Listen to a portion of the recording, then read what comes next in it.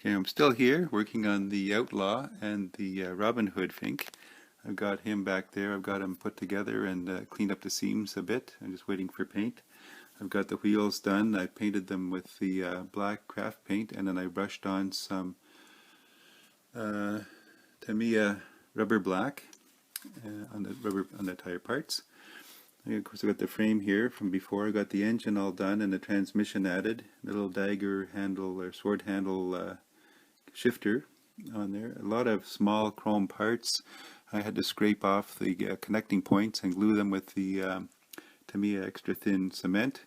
But so far everything's gone well. I haven't had any issues. I've just finished up some of the front end here, the radius arms and the front axle, and the shocks or springs are ready. Not the shocks, but the springs here glued into one half. That'll go on there. And that attaches onto the frame. It's step 6 on here. It's pretty challenging. It's so small and finicky, and everything's chromed, all these chrome parts. And then once they're on the axle and the springs, and they attach the shocks and the panhard rod, and then attaches to the frame, and then we'll begin the rear axle. And then we'll be touching up, and then looking forward to doing the paint. The body is just sitting there. It's I've got some ideas how I want to paint that. It's like the original car. A lot of these type of kits, they just have a cartoon engine, but this has like the real engine and the real body. Okay, I'm back again, and I've got a lot of the chrome parts on here. Almost everything's chrome. Got the rear end on, the drive shaft, an axle, and exhausts. The front end steering is all on, and the body is here. And the more I get into this, the more I realize this is probably the actual model of the Outlaw car. The detail in the engine that I mentioned, and that it's like when I did the Beatnik Bandit, it had the engine had all that detail in chrome as well. So I'm thinking this is the actual car, and it comes also with the hubcaps and the wheels and the front actual wheel spoked wheels, but doesn't have the tires, the rubber tires. It does, of course, but this one has the cartoon plastic tires. So I think what they've done is given the actual model car and just substituted the tires to give it the cartoon appearance. So we don't have decals with it, so I can't make it look like the actual Outlaw car, but I am thinking of doing a nod towards it, trying to do anyway, you'll see how it turns out if it turns out for me. Well, I've begun the painting process, and I've sealed the frame with some Future. I've got the engine done. The sword handle gear shift, I painted that with some brass color and then a black wash on the handle grip there. I've begun painting the figure. Just brush painting it. I did a light gray on his jacket and a darker gray on his hat and pants. Some brown on the gun wood stock there, and the gun metal on the barrels. Just some red and brass craft paint on his belt with some brown for the shotgun shells, and then some brown in the middle for the belt. I'll put a black wash over that as well, and I taped off his mouth when I airbrushed the primer over it, just so it wouldn't go inside his interior of his shell. He's got this hanging rope on the back. I did that with a light tan color, I guess was a golden brown, and then a darker brown wash over that. He's tried to hang him. He's shot full of holes. Pretty rough shape, this guy. So, and I've got the tires and wheels done. Again, I've done that in rubber black. I've just brushed some silver, actually some silver Stynylrez primer over the rims there, the wheel center parts. The white part is just the bare plastic that I had taped off, and I painted this black and then rubber black. Just have to touch it up a little bit. So, and then I'll begin the interior once the figure is painted. Just have to figure out the colors. Probably go similar to the box art. So I'm working on those colors now to mix them up.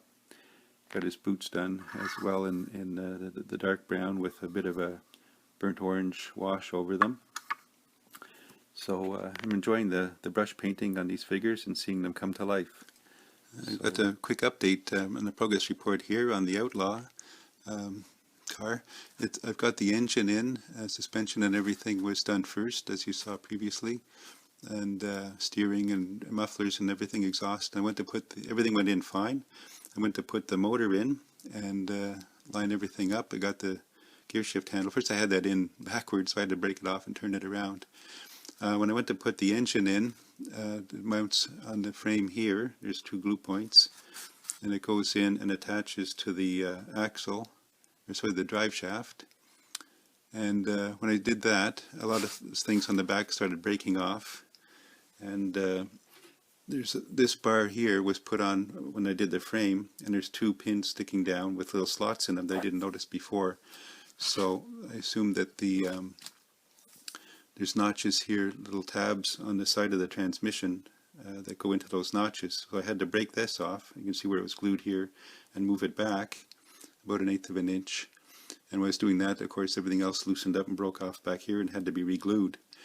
There's a other unit here, which is called the steering box, and that was glued on up here, and that had to be broken off and moved back.